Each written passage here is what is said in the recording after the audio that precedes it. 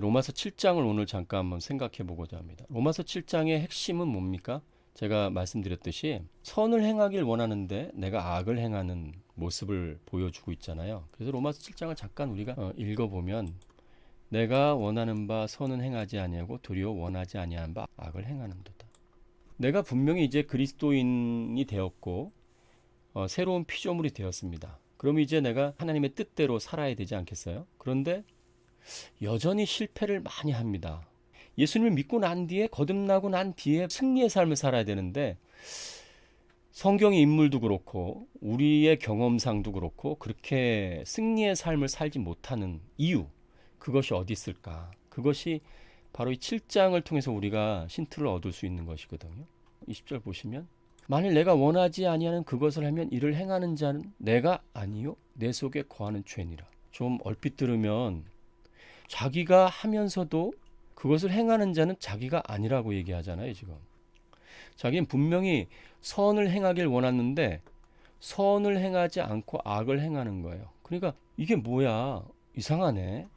아이러니하잖아요.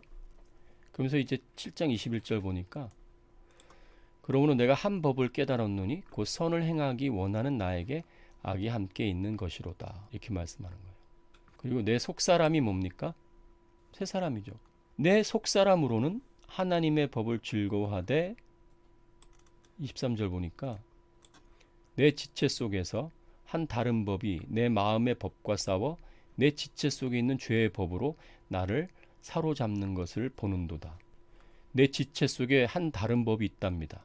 그 법이 내 마음의 법과 싸워서 내 지체 속에 있는 죄의 법으로 나를 사로잡는다는 뜻입니다. 이게 좀 설명을 좀 해드리면 우리가 예수님을 믿고 난 뒤에 첫 번째 걸림이 되는 게 율법이에요. 그래서 율법에 대한 부분을 우리가 이해하지 못하면 새 사람으로서도 계속 실패할 수밖에 없는 그런 상황이 연출이 되는 거죠. 그리고 아까 여기 보면은 우리가 변한 것은 지금 3번이잖아요. 그죠? 3번. 우리 안에 성령이 오시고 성령을 통해서 새롭게 태어났잖아요. 그런데 여전히 이 지금 우리가 갖고 있는 몸과 정신, 이 몸과 정신을 지체라고도 얘기합니다. 지체.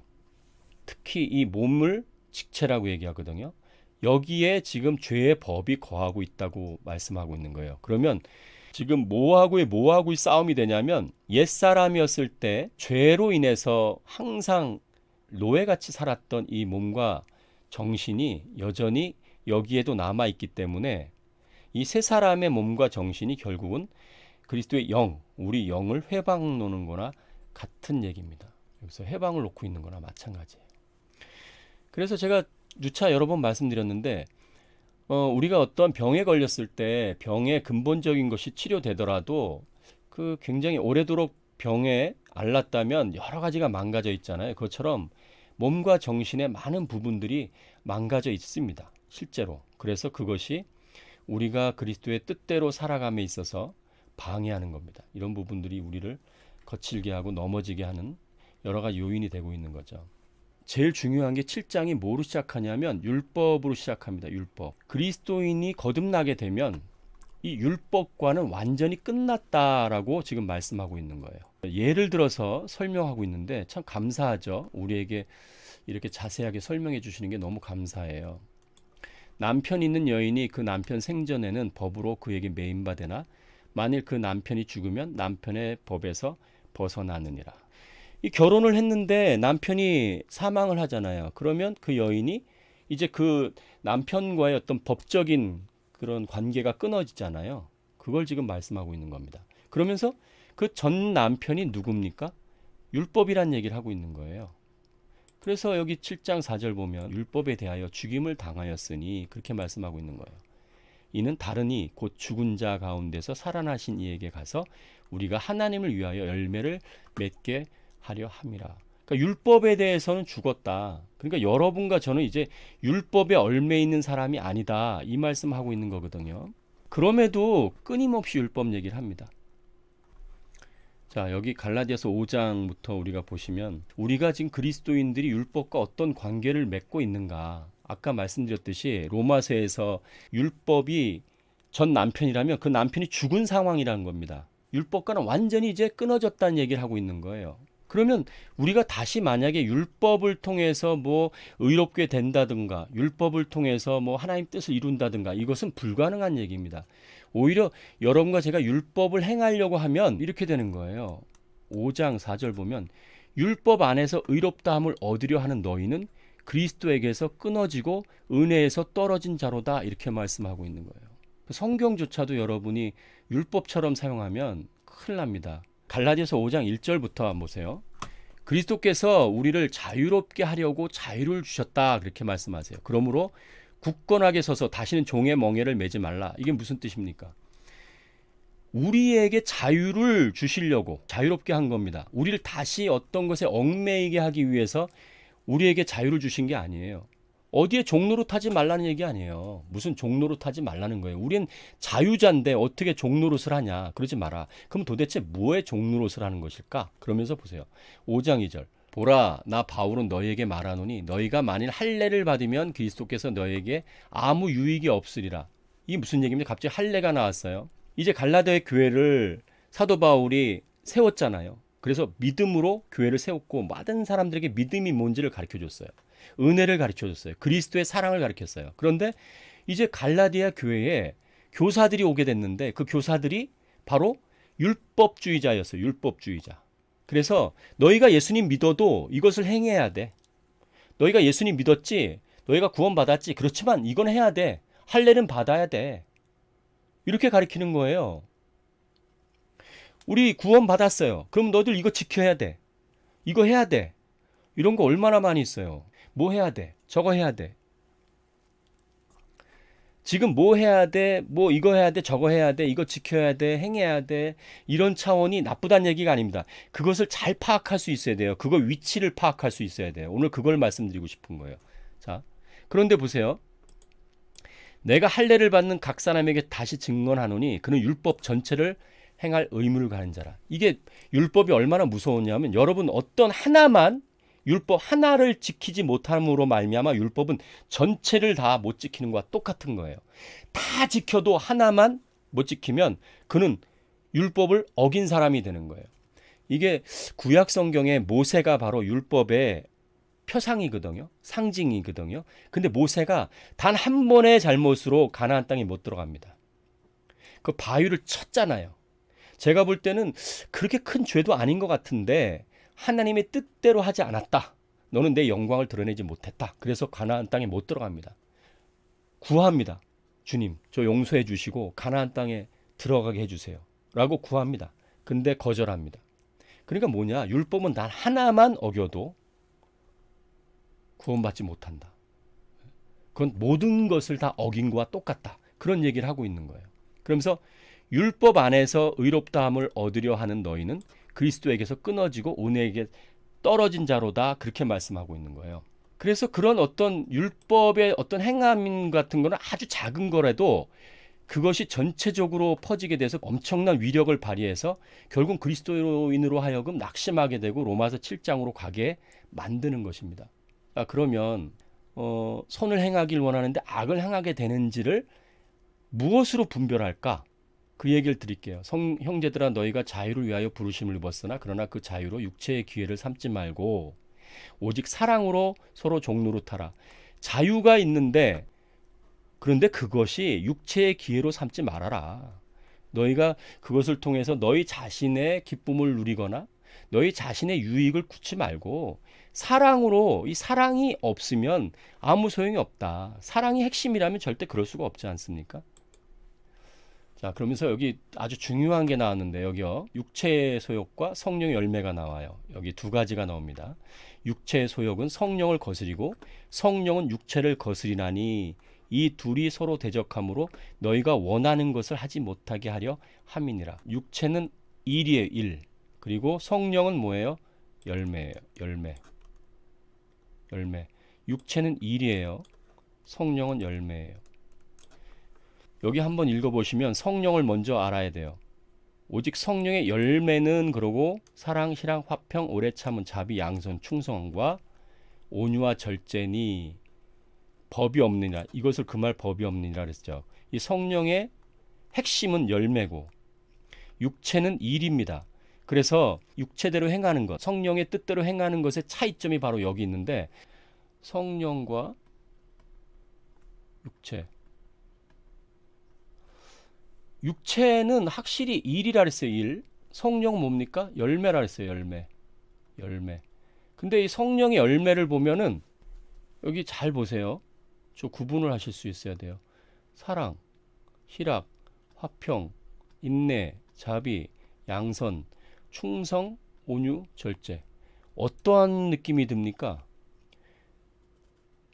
내적인 느낌이 들잖아요. 인격과 관련이 있잖아요. 그리고 여러분 열매란 말은 뭐예요? 본질이 성령이라면 이게 본질이에요. 본질이 성령이라면 이 본질이 외적으로 나타나는 게 열매잖아요. 근데 열매조차도 내적인 거예요. 내적인 거. 이게 동기예요, 동기. 그래서 여러분 이 가장 중요한 게 동기입니다. 동기. 내가 어떠한 일을 할 때 어떠한 일을 하는 그 동기가 되게 중요해요. 내가 그 일을 지키는 동기가 내가 이것이 영적으로 행하는 것인지 육체로 행하는 것인지를 결정하게 돼요. 동기. 육체는요, 동기가 아니에요. 일이에요, 일. 그래서 외적이냐 내적이냐로 구분할 수가 있어요. 여러분과 제가. 가장 중요한 것은 여기 보면 사랑이죠. 사랑, 희락, 기쁨 이런 것들이 먼저 우선이 돼야 되는 거예요. 내적인 것이 우선이 돼야 되는 거예요. 그럴 때 그 내적인 것을 통해서 외적인 것들을 하게 되는 거예요. 여러분이 사랑하기 때문에 화평하기 때문에 용서가 되는 거예요. 용서가 먼저가 우선되는 게 아니라 사랑하기 때문에 화평을 원하기 때문에 용서가 나오는 거예요. 여러분이 이 실학이 성령의 열매이기 때문에 실학, 기쁨, 그것 때문에 찬양이 나오는 거예요. 성령의 뜻대로 사느냐. 이것이 결정이 나는 거예요. 로마서 7장에서 우리가 선을 행하길 원하는데 자꾸 악을 행한다는 것은 그 동기, 성령의 열매, 그 동기가 무엇이냐에 따라서 굉장히 중요한 결과가 달라지거든요. 그래서 그 유대인들이 예수님께서 이 땅에 오셨을 때 율법주의자들이 또 바리새인들이 또 율법 학자들이 서기관들이 왜 예수님을 십자가 못 박았는 줄 아십니까? 그들이 하나님의 일을 철저히 지키는 사람들이었는데 본질적으로 예수님을 못 박은 이유가 어디 있어요? 이게 굉장히 무서운 거예요. 율법이라는 것. 그래서 내가 어떠한 일을 행하는 것이 하나님께 영광이 된다고 할 때 굉장히 위험하게 되는 거예요.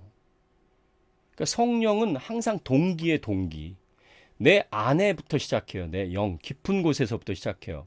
그 영이 내 정신에 영향을 주고 그 정신이 몸에 영향을 줘서 내가 어떤 일을 행하게 되는데 내 영부터 시작하지 않고 내 육체, 자연인이었을 때, 옛사람이었을 때 죄로 병든 몸과 정신으로 어떤 일을 하게 되면 결국은 하나님의 뜻을 이루는 게 아니라 육체 일을 하게 되는 거예요. 육체 일이 현저하게 나타나게 되는 거예요.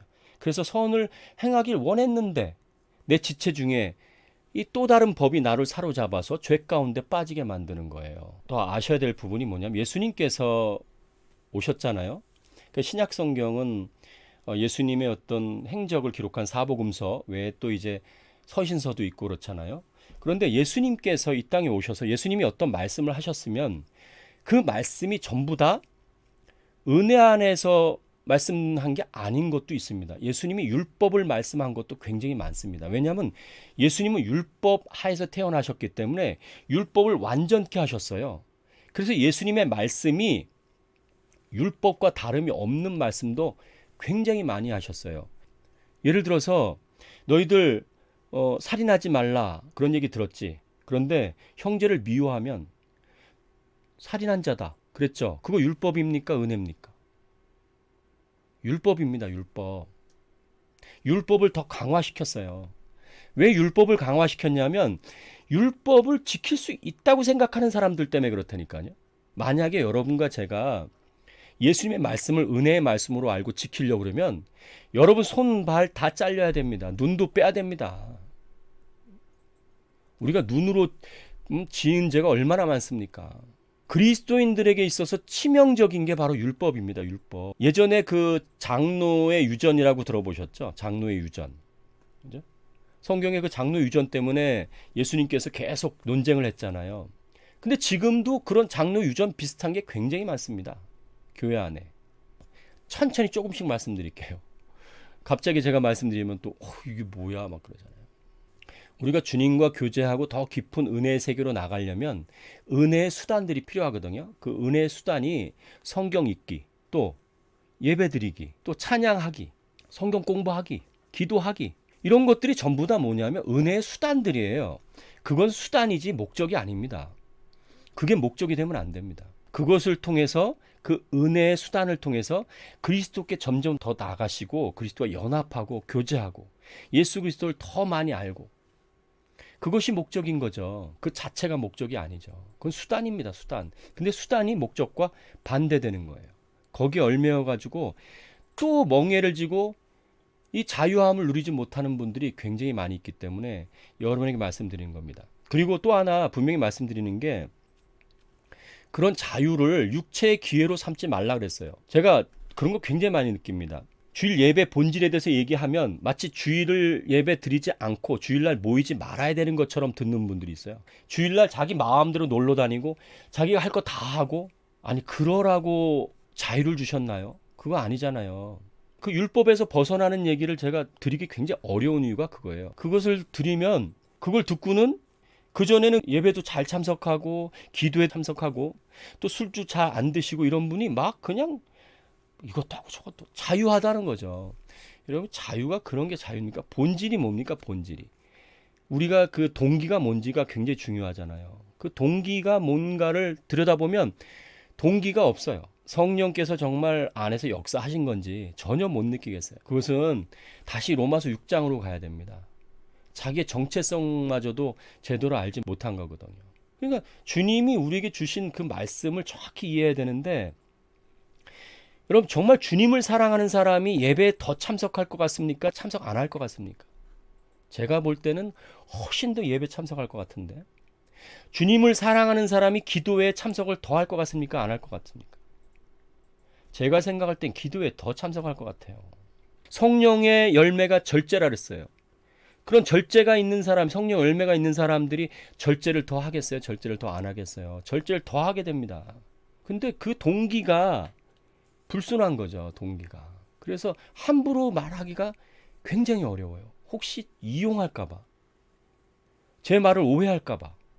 여러분에게 정말 더 많은 얘기를 하고 싶어도 오해해가지고 정반대 현상이 일어날까봐 너무 두려워요. 너무 두려워요. 예배를 우습게 여길까봐 두렵고, 기도회를 우습게 여길까봐 두렵고, 그리스도인 교제를 우습게 여길까봐 두렵고, 성경 읽는 거 우습게 여길까봐 두려워요. 의문이 우리를 죽인다 해서 성경을 읽지 않는 겁니까? 그런 거 아니잖아요. 근데 의문 우리를 죽이는 것이요. 그러니까 성경도 읽으면 안 되겠네. 성경이 무엇을 얘기하고 있는가? 예수 그리스도를 얘기하고 있잖아요. 그러면 예수님을 알기 위해서 성경을 보는 거지. 성경을 많이 보면 내가 뭐 믿음을 자랑하기 위해서 성경 지식 쌓아가지고 누가 논쟁해서 이기기 위해서 우리가 살아가는 거 아니잖아요. 성경을 더 깊이 읽으면 읽을수록 자기를 부인하게 되고 겸손하게 돼야 되는데, 우리는 성경을 목적으로 하면 성경을 많이 읽은 사람은 교만해져요. 기도도 마찬가지예요. 금식기도 20일, 40일 한 분들 기도 많이 하면 오히려 겸손해져야 되고 힘이 빠져야 되고 다른 사람을 나보다 낮게 여겨야 되는데 어깨 힘들어하고 40일 기도도 못한 사람들이 말이야. 그러면 되겠어요? 그러면 안 되잖아요. 수단을 목적보다 더 중요하게 생각하면 큰일 나는 거잖아요. 큰일 나는 거. 다 은혜의 수단들인데, 지금 로마서 7장이 수단을 목적보다 더 중요하게 생각하는, 그럴 때 그는 선하길 원해도 자기도 모르게 악을 행하게 된다. 그렇게 말씀하는 겁니다. 제가 여러분을 정말 사랑하고 여러분과 정말 이렇게 만난 것이 정말 하나님의 은혜고, 그래서 우리가 서로 하나님의 말씀을 나눌 때 여러분과 제가 더 많은 성장이 될 줄 믿어요.